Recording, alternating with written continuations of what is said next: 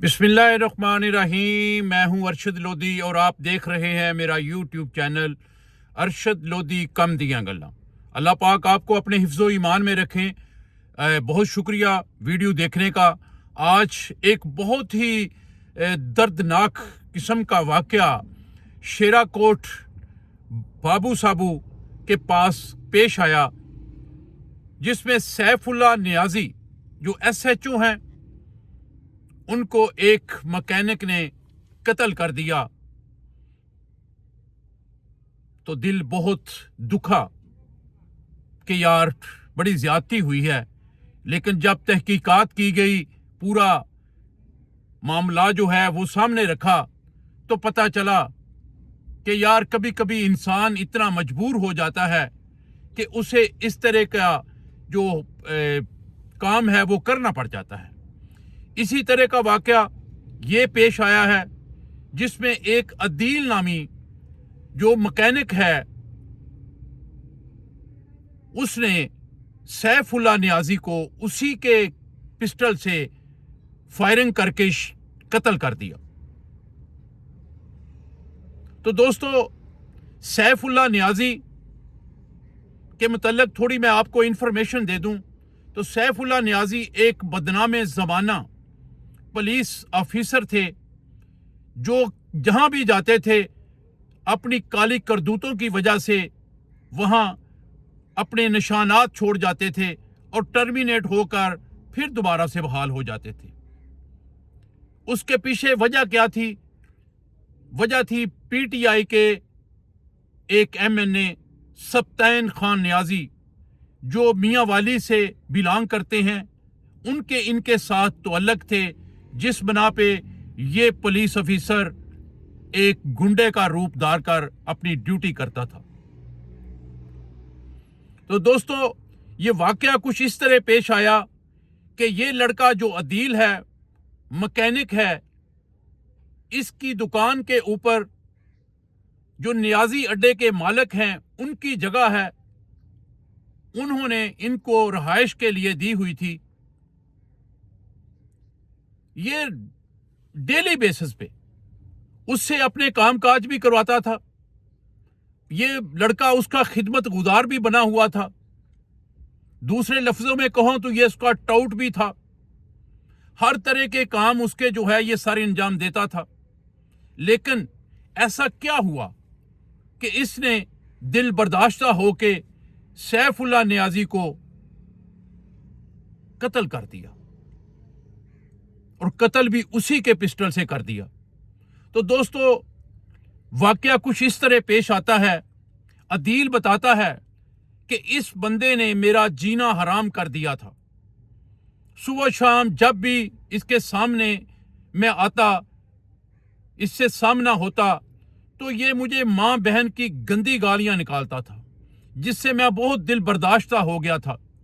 मैंने इसे बारहा कहा कि जनाब मेहरबानी किया करें, मैं आपके हर तरह के काम करता हूं, मुझे गालियां ना दिया करें, मुझे अच्छा नहीं लगता जब मुझे आप माँ बहनों की गालियां निकालते हैं।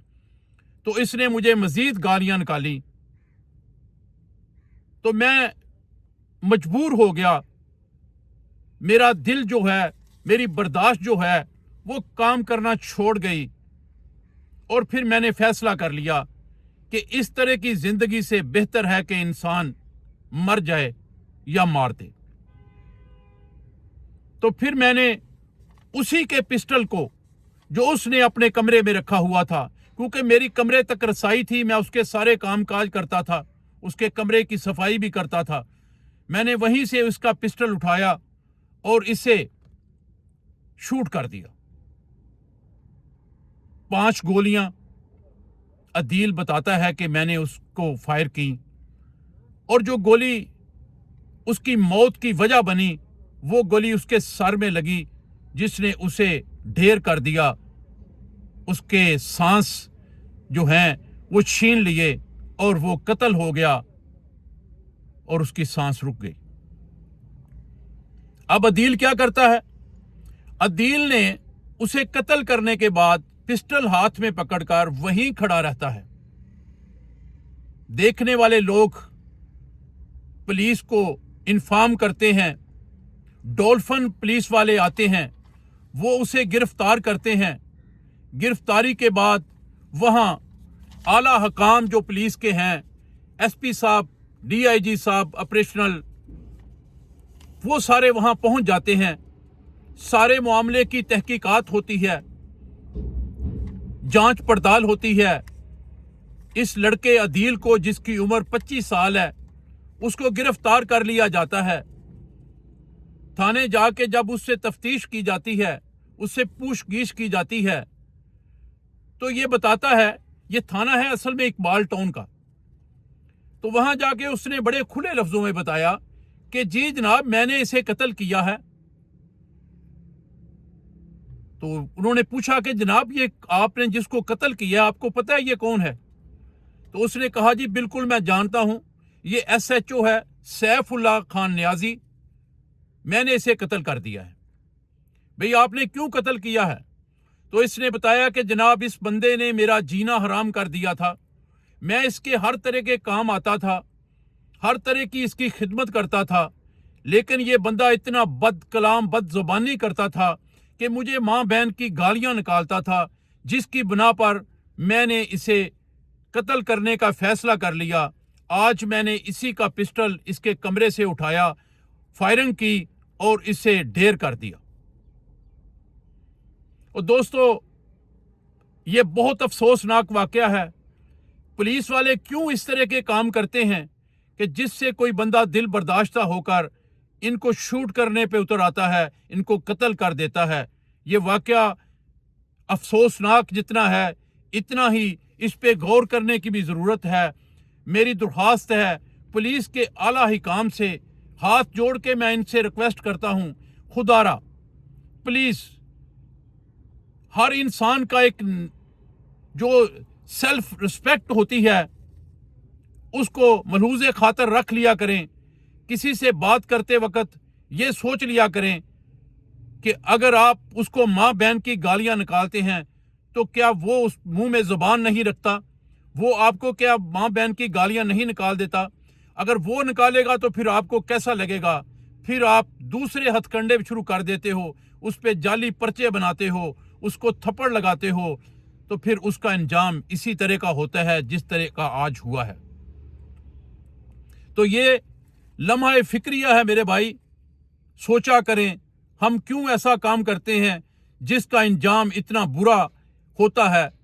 सैफुल्लाह नियाजी के मुतल्लिक कहा जाता है कि इससे पहले ये लारी अड्डा में ड्यूटी करते थे, वहाँ भी एक होटल के मालिक को इसने खाना मुफ्त ना देने की बुना पर उसे मारा पीटा था और फिर ये टर्मिनेट हो गए थे। इसी तरह का एक वाकया और पेश आया था जिसमें ये एक रक्शे को रोकता है, उसमें जो होते हैं मुंशियात बेचने वाले, वो देख के भाग जाते हैं, इसके हत्थे नहीं चढ़ते, और ये मुंशियात जितनी की जितनी होती है उसको रक्शे वाले को पकड़कर उस पे पर्चा दे देता है। लेकिन फिर एक इंटरव्यू देता है जिसमें ये कहता है कि जी मुझसे ज्यादती हो गई, मैंने उस पे गलत पर्चा दे दिया, वो मुंशियात उसकी नहीं थी, वो उसमें बैठे हुए लड़के थे जो भाग गए थे। और इसी तरह 2-3 थानों से ये पहले भी इसी तरह की हरकंडे करके टर्मिनेट हुआ है, सस्पेंड हुआ, कि जिसमें इसने लोगों को बिला वजह तंग किया, लोगों की इज्जत नफ्स पे हाथ डाला।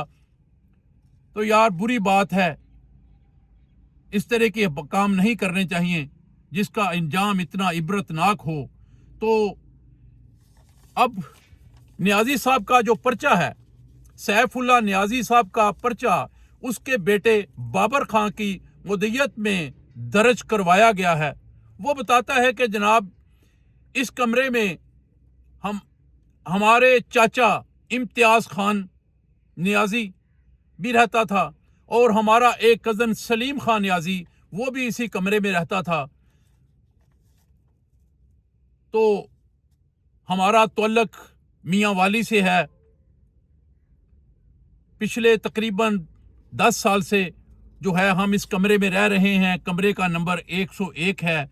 ये इस तरह की सारी जो मालूमात है उसने शेयर की है। तो अब ये कत्ल जो हुआ है جو عدیل نامی لڑکا جو ایک مکینک ہے، ایک عام سا مکینک ہے، اس نے کیا ہے، اور اس کا حوصلہ ابھی بلند ہے کیونکہ وہ کھل کے بتا رہا ہے کہ جناب میں نے قتل کرنے کی وجہ جو ہے وہ بتا دی ہے کہ یہ مجھے گالیاں نکالتا تھا، میں دل برداشتہ ہو کے اس پہ فائرنگ کر دی ہے جس کی بنا پر یہ قتل ہو گیا ہے۔ اب آخر میں میری دعا ہے کہ پروردگار اس مرحوم کو جنت الفردوس میں اعلیٰ مقام عطا فرمائے، اس کے لواحقین کو صبر جمیل عطا فرمائے، کیونکہ یہ دنیا فانی سے چلا گیا ہے۔ لیکن ایک بات یاد رکھیے گا یار، حقوق اللہ جو ہیں وہ اللہ تعالیٰ معاف فرما دیتا ہے، حقوق العباد جو ہیں، جو انسانوں کے حقوق ہیں، وہ وہی معاف کر سکتا ہے جس کے ساتھ آپ زیادتی کرتے ہو۔ تو کوشش کیا کریں کہ کسی کے ساتھ زیادتی نہ کریں، کس کی دل ازاری نہ کریں، آپ کی وجہ سے کسی کا دل نہ دکھے، ورنہ اللہ تعالیٰ ناراض ہو جاتا ہے، اور جب اللہ ناراض ہو جاتا ہے تو پھر اس کا انجام بڑا عبرتناک ہوتا ہے۔ تمام دیکھنے والوں کو، سننے والوں کو میں بہت شکریہ ادا کرتا ہوں، ریکویسٹ بھی کرتا ہوں کہ پلیز چینل کو سبسکرائب کریں، ویڈیو کو لائک کریں اور دوستوں کے ساتھ شیئر کریں۔